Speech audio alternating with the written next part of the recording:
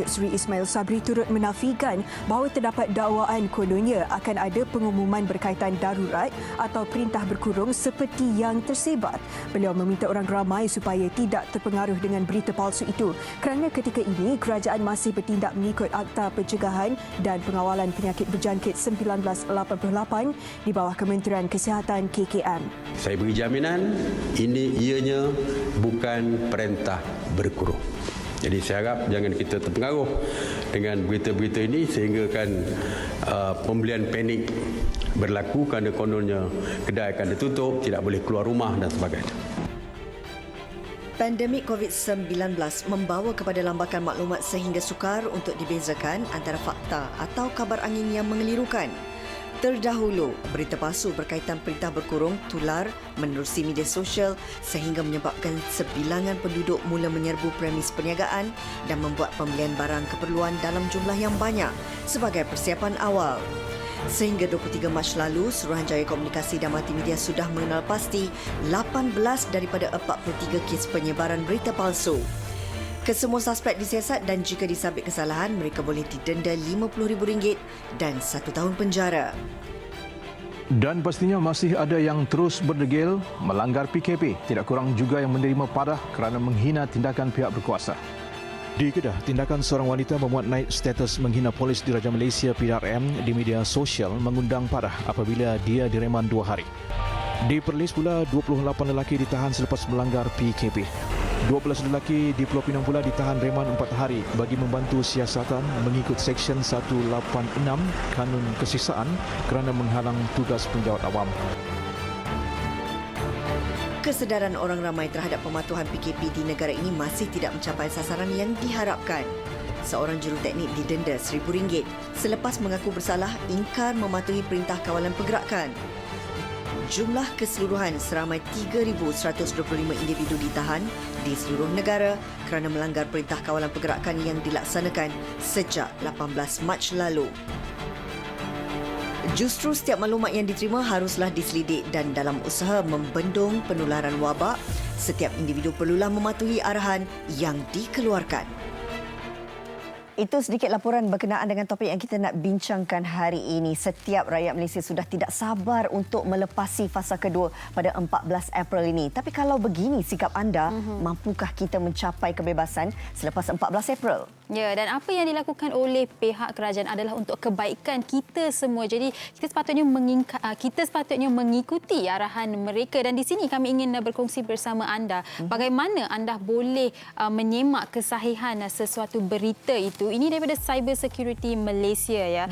Pertama sekali, jangan mudah terpedaya dengan apa-apa mesej yang anda terima dan kemudiannya anda patut sentiasa memeriksa kesahihan email, mesej atau maklumat tersebut dan pastikan ia daripada sumber yang dipercayai seperti pihak berkuasa ataupun individu yang ada kredibiliti. Dan yang penting anda perlu siasat latar belakang pengirim email, mesej atau maklumat atau penyebar maklumat tersebut dan sentiasa ingat bukan semua maklumat di internet dan laman media sosial itu benar dan ini yang paling penting, jika anda tak pasti jangan kongsi. Anda boleh semak maklumat sahih di laman sebenarnya.my.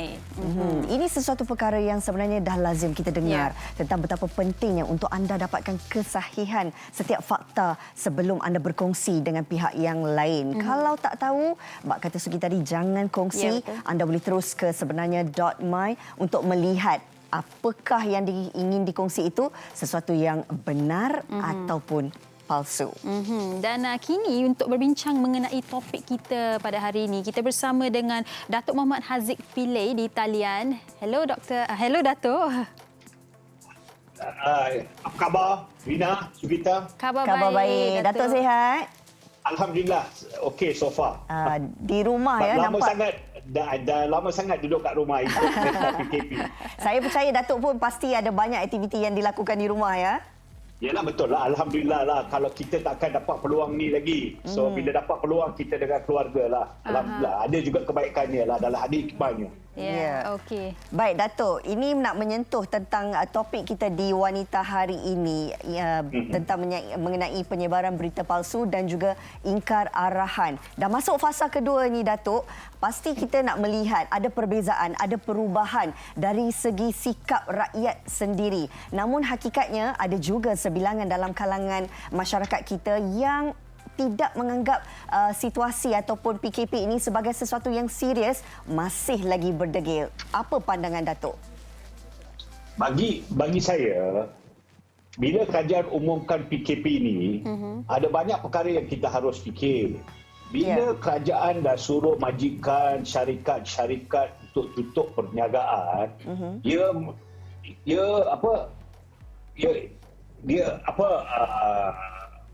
banyak dari segi kewangan banyak yang kita rugi. Bila majikan, bila bisnes dah berugi, tapi ada juga segelintir rakyat yang masih nak berdegil untuk keluar ingkar arahan ni, maka apa yang dilakukan oleh pihak polis sekarang, di mana mereka dituduh adalah satu yang baik. Tetapi masih ada yang berdegil. Saya tak faham kenapa perlu ada 2 atau 3 orang dalam kereta untuk pergi mana-mana untuk beli barang. In fact, Rina, Sugita, baru ni ada sedikit penambahan kepada Akta Pencegahan dan Pengawal Penyakit Berjangkit, iaitu Akta 342. Di bawah akta ni, sekarang mereka dah keluarkan regulation baru ni, baru bulan April ni, bahawa ada sekatan diperketatkan, diketatkan. Di mana apabila saja dituduh, kalau dapati salah, perlu menjalani hukuman penjara 6 bulan atau tidak melebihi 6 bulan ataupun fine 1,000. Now, walaupun ada undang-undang seumpama ni, tetapi saya tak faham kenapa rakyat masih berdegil untuk ikut perintah PKP ini. Saya tak faham. Okey, dan memang setuju dengan apa yang Datuk kongsikan, sebab walaupun dengan adanya akta ini, walaupun mereka tahu yang tindakan boleh diambil ke atas mereka yang tidak mematuhi peraturan, masih ada lagi yang berdegil. Tapi Datuk, di sini mungkin kita boleh ulas mengenai berita palsu dahulu. Kalau kita lihat berita palsu ni bukan sekadar apa yang message yang tular di laman sosial ataupun WhatsApp, tapi ada juga yang menggunakan peluang ini untuk menipu orang untuk membeli barangan, terutamanya penutup muka, mungkin hand sanitizer. Mungkin Datuk boleh ulas mengenai penyebaran berita palsu ini dahulu. Memang sekarang ni memang banyak sangat berita palsu. Tetapi kita ni sebagai rakyat kena pandai, kita kena akur. Kita jangan sewenang-wenangnya percaya dengan apa yang dinyatakan oleh berita-berita yang kita tidak boleh mengenal pasti sebagai kestahihan dia. Rakyat yang perlu berwaspada, sebab scammers, penipuan pada masa-masa seumpama ni tetap akan berjalan. Sebab scammers ni, contohnya saya nak bagi satu contoh, bila hari itu ada peruntukan yang telah diberi oleh kerajaan, tak sampai dalam masa 20 minit ada juga terima mesej mengatakan bahawa kita klik pada borang ni maka kita boleh buat permohonan untuk bantuan. Padahal itu bukan daripada satu portal yang boleh kita sahkan kesahihannya. So kita sendiri patut dijaga. Dan saya nak nasihatkan ni bagi penyebar-penyebar maklumat palsu ni, kita jangan pandang ringan.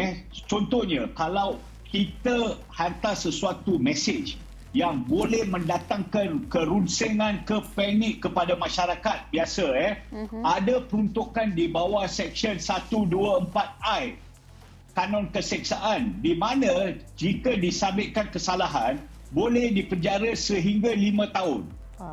Rakyat kena ambil iktibar bahawa selama ni kerajaan telah membenarkan kita penggunaan internet ni atas dasar bahawa kita akan bertanggungjawab dengan penggunaan internet. Betul. Jangan kita abuse privilege ni, sebab ini adalah satu kemudahan yang diberi yang boleh memanfaatkan pengguna. Tetapi bila kita gunakan internet ni untuk melakukan sesuatu yang bersalah, maka ada kemungkinan bahawa kemudahan ni mungkin diambil balik satu hari.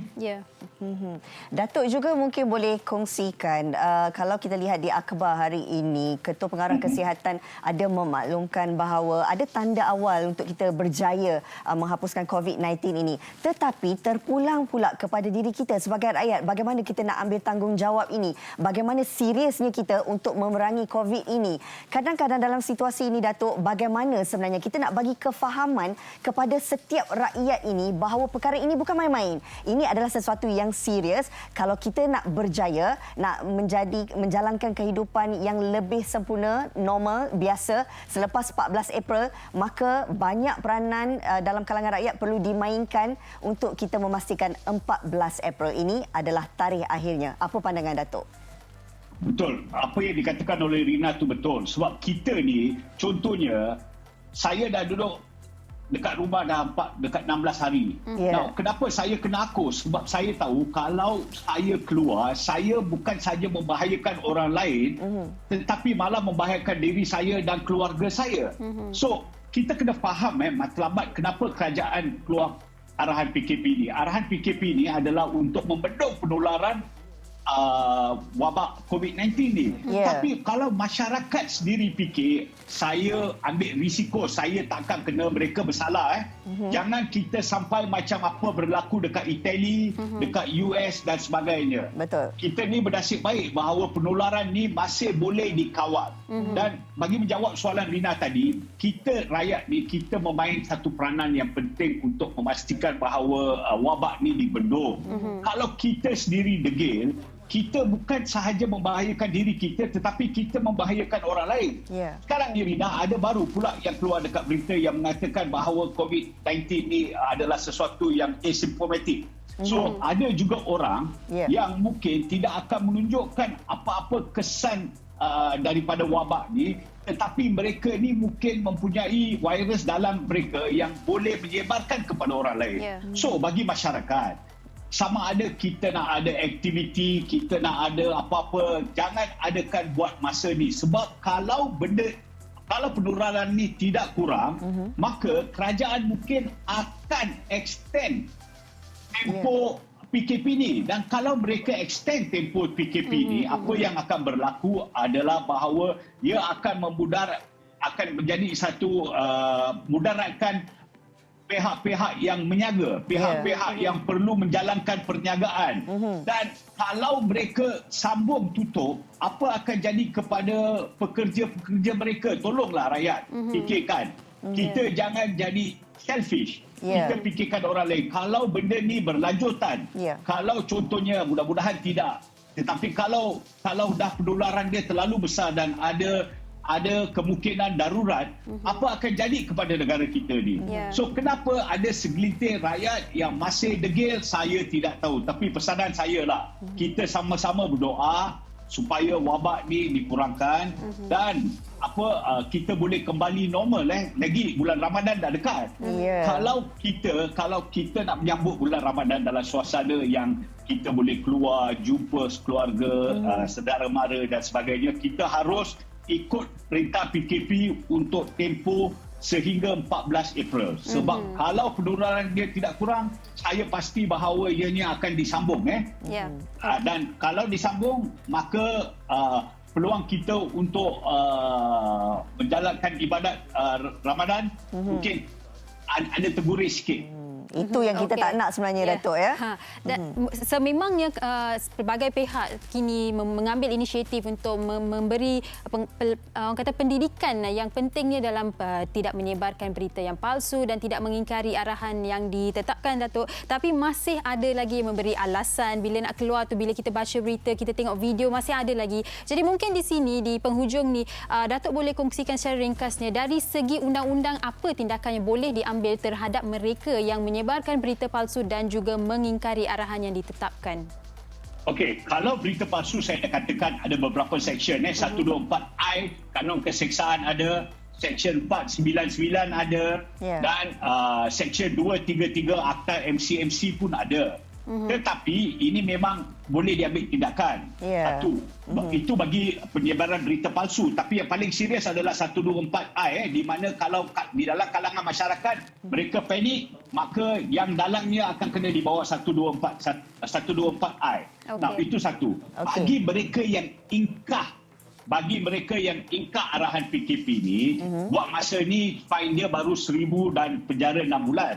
Tetapi kalau mereka masih ingkar bagi kesalahan kedua, kalau mengikut akta penalti am dia, akta 342 ni, section 24, kalau untuk kesalahan dua, maka hukuman penjara boleh sehingga 5 tahun.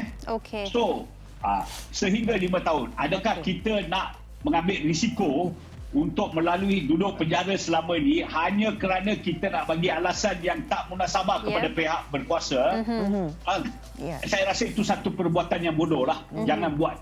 Okey, baiklah. Setuju sangat dengan Datuk. Apapun kita mengharapkan perbincangan kita hari ini, Datuk, dapat membuka dan juga memberi kesedaran yang lebih jelas kepada penonton kita. Terima kasih Datuk Haziq bersama kami di Wanita Hari ini.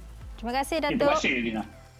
Assalamualaikum. Itu dia perkongsian yang cukup bermanfaat untuk kita semua seperti yang Rina katakan tadi. Semoga ia membuka minda kita. Bukan kita tak tahu, memangnya kita dah tahu, tapi kadang-kadang kita leka, kita sikap tidak apalah. Ada rasa ataupun sifat kedegilan dalam kalangan betul. kita. Seolah-olah kita ini mencabar undang-undang. Kita nak tunjuk yang kita sebenarnya tak ada apa-apa. Kita sebenarnya boleh lakukan seperti biasa, tapi hakikatnya anda sebenarnya memberi risiko kepada mereka yang lain atau anda sebenarnya juga berisiko. Ya, sebab ini adalah usaha sama kita semua. Kita tidak boleh orang kata selfish dalam situasi sebegini.